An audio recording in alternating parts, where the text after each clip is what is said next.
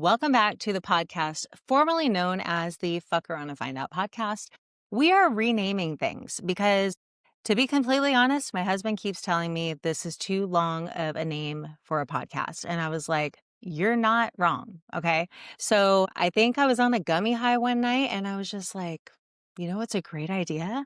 To name our podcast the Perimeno-Podcast. So that's what we are now moving forward. If this is still labeled the Fuck Around and Find Out podcast, it's because your girl has too much shit on her plate. So we're going to kind of just catch up, and I'm going to reintroduce myself, tell you what the fuck I've been up to. And I'm also going to tell you a story that honestly, I can't believe I'm telling on a platform like this because it's a little inappropriate. But I feel like if y'all were here because of the name of the previous podcast, like you're probably down with inappropriate. So let's get into it. First, where the fuck have I been? Well, I liquidated everything. My husband and I just sold everything back in August. It's now December, and got some renters into our house, and now we live in Mexico. So we've just been moving from one B&B to the next, every month or so. This is actually the longest that we've stayed in any B&B. We've been in this one for about 2 months. So I actually got to unpack, but it's just a dream.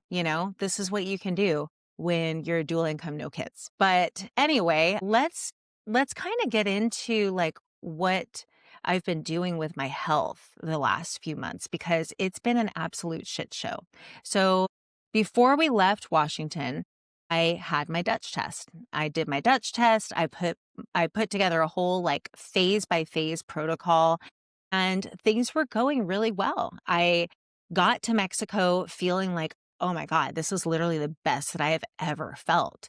And then, bam, I was hit with a UTI, because if you didn't know, when your hormones are fluctuating as dramatically as they do in perimenopause, it actually reduces the immunity of your vagina.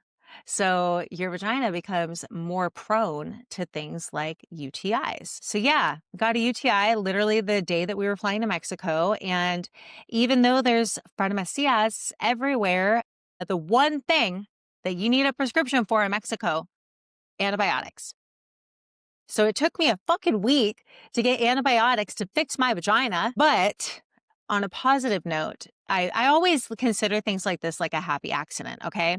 The way that I was able to get my prescription for my antibiotics is I found this website, and this is not sponsored, but if you travel a lot or if you get sick when you travel, you might want to take note of this. It's called Doctors, doctors, plural, with an A at the end.com. And I was able to have a virtual doctor's appointment within an hour. I got on the website, made the appointment, and I was able to speak to a doctor face to face on Zoom. And it was less than $30.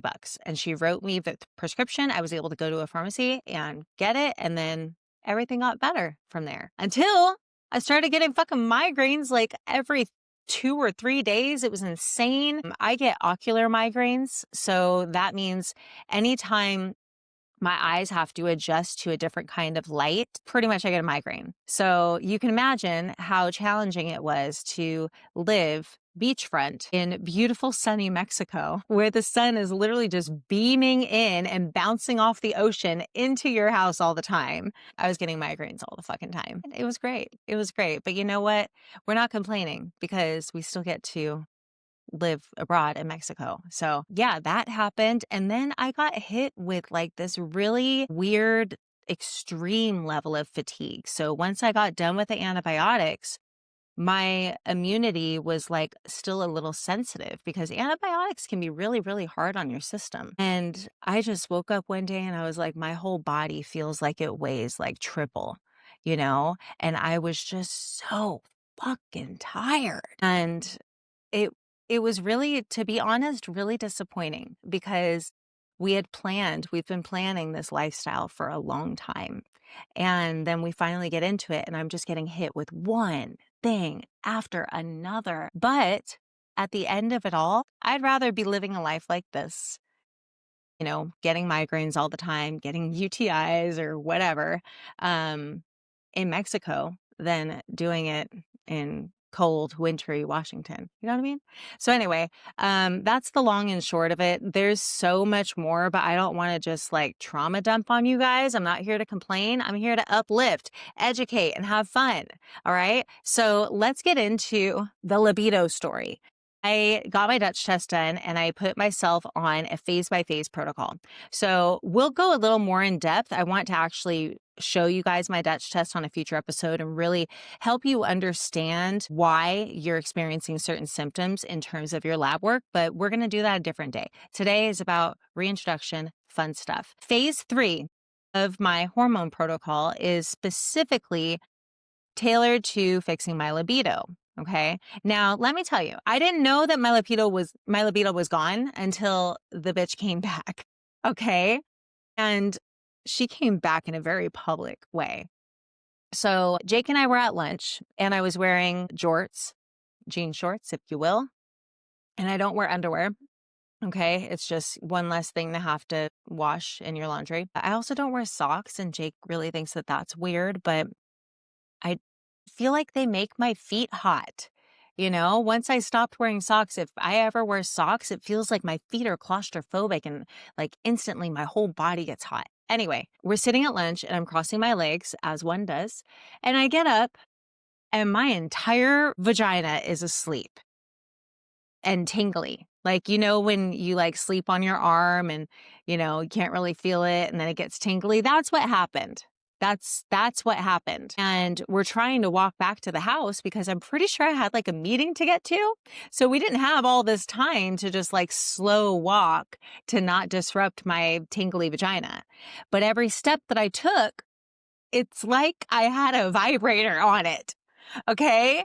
So every step that I took, it was like moving the vibrator and it was very confusing because there was no vibrator and I wasn't trying to feel sexy. Okay. I was trying to get the fuck home so I can, you know, work. And so finally I just had to stop and Jake was like, "Are you okay?" I'm like, "I don't know. I might be the most okay that I've been in a while." My entire vagina has fallen asleep. Now, this has happened to me before, okay? This has happened to me before because when you don't wear underwear and you're wearing jean shorts and you're crossing your legs, that is the perfect recipe for making your vagina fall asleep, okay? And I've had the tingly vagina before, and I've walked with the tingly vagina before. I have never nearly orgasmed by just walking with a tingly vagina until this day. And in that moment, I was like, "Oh, she came back. She came back. I didn't even know she was gone, but she is back."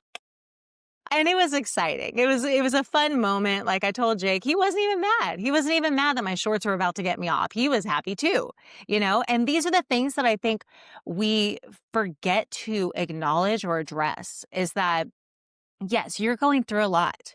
You're basically going through puberty all over again, except it's different now, you know, because it's the opposite. You know, it's basically like puberty in reverse. And it doesn't just affect you, it affects everybody around you. You know, it absolutely 1000% impacts your partner.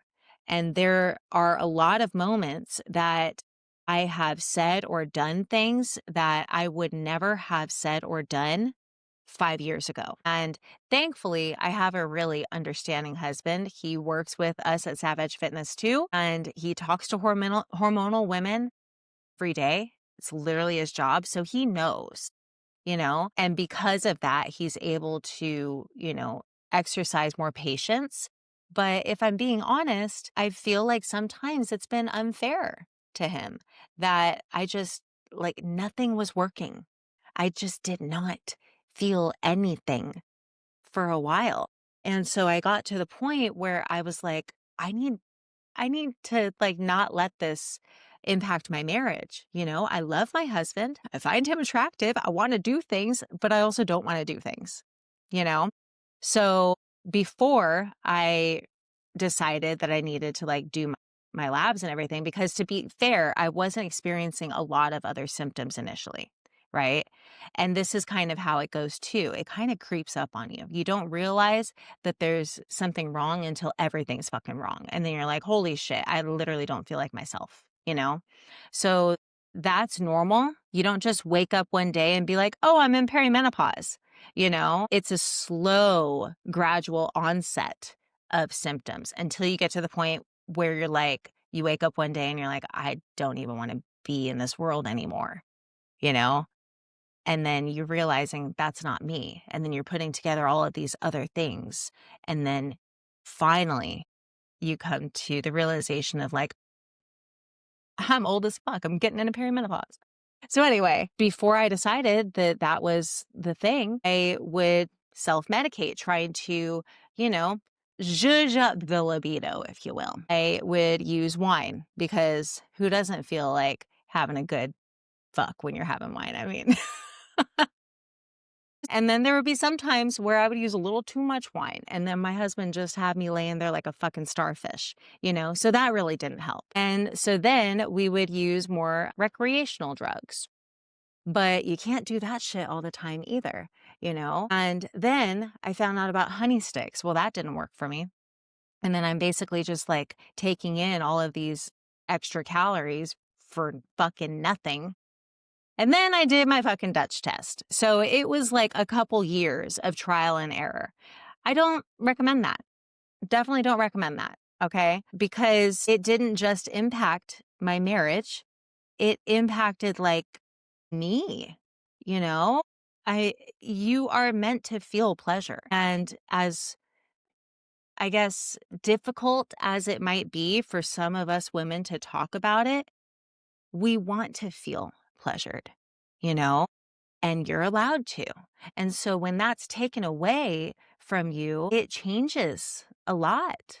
It changes your ability to like feel happiness. So I would highly, highly suggest that if you're noticing some symptoms starting to creep in, or maybe your libido just like crashed and burned like mine felt like it did, take that shit seriously. Not just for the sake of your marriage, but for the sake of like your own happiness. One of the first signs of perimenopause is to lose your libido. But us as women, we're always so in our head that we don't notice it because we don't really have much of a libido to start with. I remember there was one time, and this was at the beginning phase of perimenopause, and I should have taken this as a sign, but I thought that it was a cortisol issue. I was thinking about my to-do list, in the middle of actually being intimate. That fucking sucks. You know how pissed off I would be if Jake was thinking about like, I don't know, snowboarding or cliff diving, like, hey, my tits are right here. Please look at them. So anyway, like I said, I just wanted this to be a fun, quick, like, hey, I'm alive, we're here kind of episode, and hopefully make you laugh. But moving forward, like I said, we changed the podcast name. I'm also changing the dynamic of this podcast a little bit. I want it to be a little bit more casual, like I'm talking to a friend, because I am. Okay. So if you're here for like structure and, medical jargon and shit, this ain't the one. But if you're here for like real life scenarios and maybe a little sprinkle of, hey, here's why you're feeling that way based on your lab work, because I am here to educate and help you through this crazy fucking phase of hormonal disruption, then stick around because I can promise you these episodes are going to get much better. I have so many more stories, right? Okay, my vagina falling asleep is not even in the top 5 of the best stories that I have compiled over these last 4 months that I've barely been posting shit. So anyway, I hope to see you next time. Bye.